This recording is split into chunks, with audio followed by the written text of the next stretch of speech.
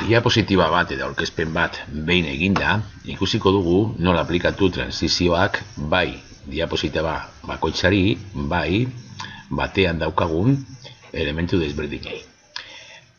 Hasteko ikusiko dugu diapositiba batean, eskuineko botoian egiten badugu, agertzen den menua. Gauza batzuk betikoak dira, ezagunak, ebaki, kopiatu, itxatzi, eta bar. Diapositiba berria egin, bikoiztu diapositiba, saltatu diapositiba, ez agertzeko aurkezpenean, aldatu atzeko planoa, hor kolorea aldatu aldiogu, atzeko planoari. Eta aplikatu diseinua, diseinu bat aplikatu aldiogu desberdina, daukagun desberdina edo. Hemendik ere, aldatu gaia, berriro agertuko zaigu hasiera batean agertu zitzaigun gaia, aukeratzeko nahi duguna. Eta hemen hurrengoa transizioa daukagu.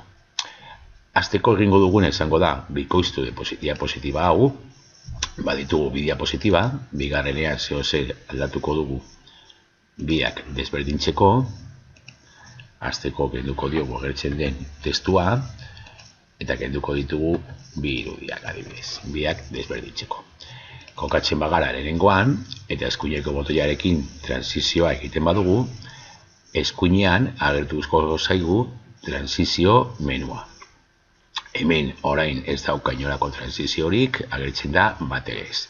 Sakatzen badugu laukitxo honetan, disolbatu, iraungi, lerratu eskuinetik, lerratu eskerretik, irauli, kuboa, joan handugu frogatzen baten bat. Adibidez jarriko dugu kuboa, hemen abiadura kontrolatu aldugu, eta badaukagu botoi bat aplikatzeko transizio hori diapositiba guztiei.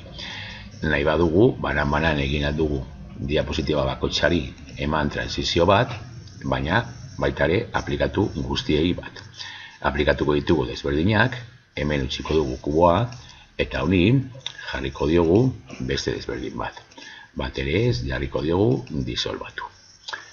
Orduan, hasten bagara lehenengoan kokaturik hasi aurkezpena, ikusiko dugu nola egite dituen transizioak edo. Bigarrena zen disolbatu eta hori ikusi dugu. Baina baita ere bakoitzean, elementu bakoitzari aplikatu aldiogu transizio desberdin bat. Gauza bat da aplikatzea transizioak diapositipei eta beste bat elementuei. Ikusten duzuenez hemen diapositiba ondoan agertu da animazio botoia, horrek esan nahi du aplikaturi daukala animazio bat. Joango gara orduan, banan-banan elementu guztiei aplikatzen transizio bat. Nahi duguna da agertzea bat, gero gezia, gero motorra, bi, gezia eta kotxea. Orduan joango gara, lehenengoari gehitu animazioa, jarriko diogu, nabarmendu agertzen da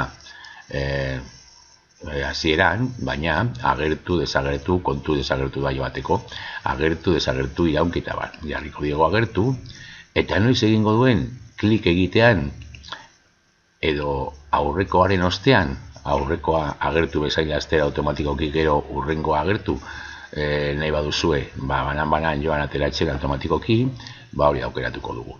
Eta aurrekoarekin batera, hori, biak batera agertu. Normalean eta batzuetan aurkezpenetan gehien erabiltzen duguna da klik egitean.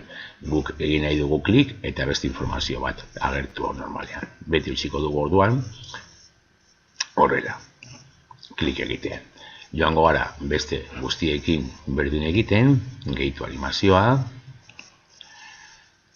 agertu eta klik egitean. Beste guztiekin berdin egingo dugu. Gehitu animazioa, agertu eta klik egitean.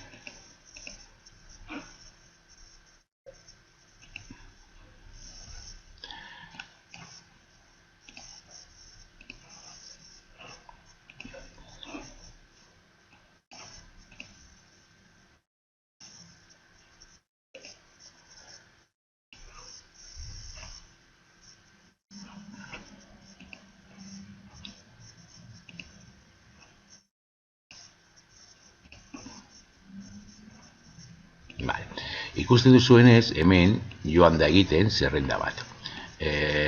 zenbakia, gezia, motorra, bi zenbakia, gezia eta kotxea.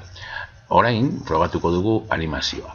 Ikusten badugu ordena ondo ez dagoela, adibidez agertzen dela gezia bata baino lehen, hemendik bertatik mugitu alditugu elementuak eta kokatu guk nahi dugun ordenean agertzeko ala desagertzeko. Egingo dugu erreproduzitu, egin du transizioa, horriaren transizioa ez da zer agertzen, baina klik egitean agertuko da bata. Beste klik bat eta gezia. Beste klik bat eta motorra. Eta horrela, joango dira agertzen, klik egitea, sartu ditugun elementu guztiak. Hau, momentu batean ondo dago, beste mugimendu bat edo beste dinamika bat emateko aurkezpenari. Eta guk gauzak nahi dugun moduan, nahi dugun momentuan agertzeko informazioa emateko bestei.